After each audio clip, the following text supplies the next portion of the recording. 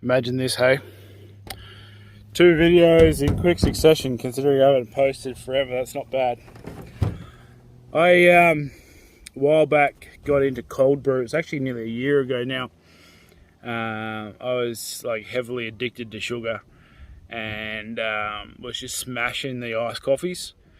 And a friend of mine introduced me to cold brew. Shout out to Scott from Adelaide. He introduced me to Hunt and Brew, I think they're called. Hunt and something. Hunt and Brew, maybe. They're expensive little bottles for what they are, but they were good.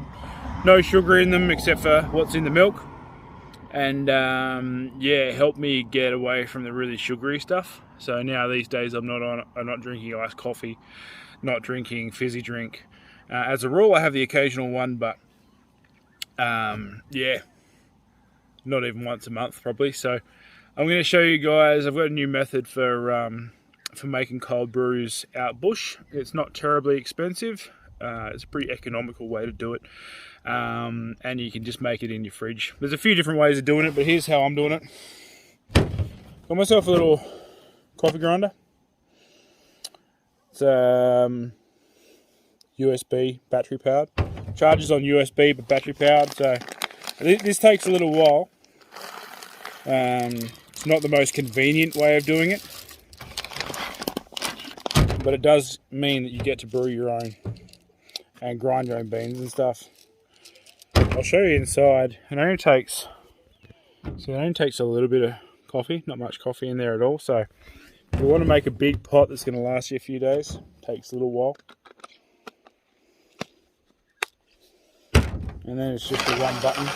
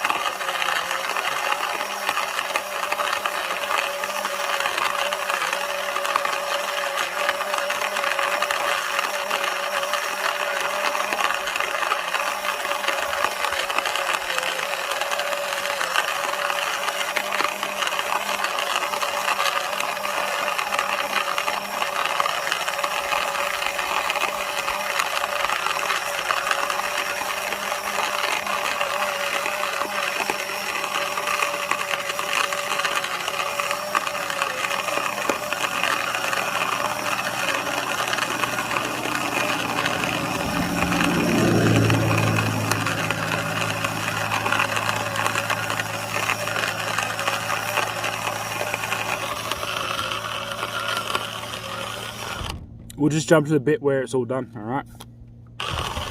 Alright, so we're all done with the grinding.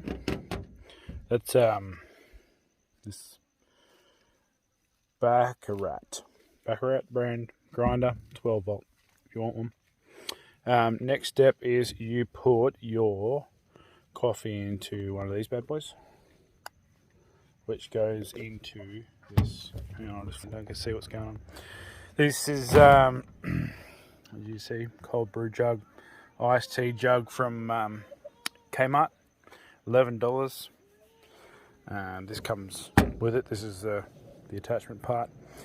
And what we're going to do is we're going to put water in this bad boy and screw that into the lid here.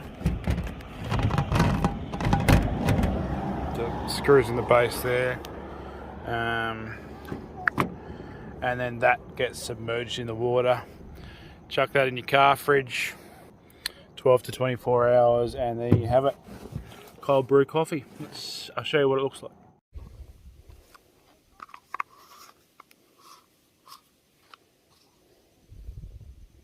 Just make sure when it screws in that it doesn't cross thread. They have a tendency to do that. So there we go. This is filtered water. Normally I don't really use filtered water, you know, like if everyone says use filtered water, make sure you use filtered water. I don't.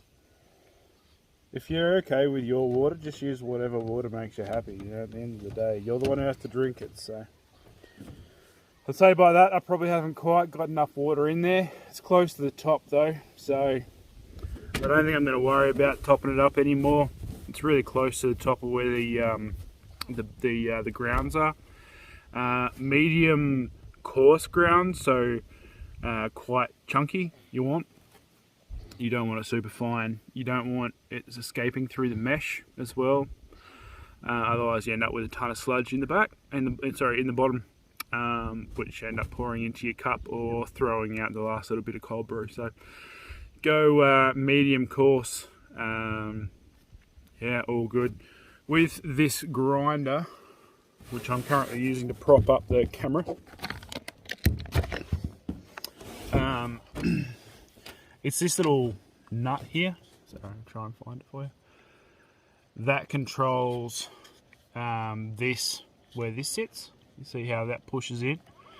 That nut controls where that sits, and the tighter that screw is, the finer the grind. So you just leave it with plenty of room to sit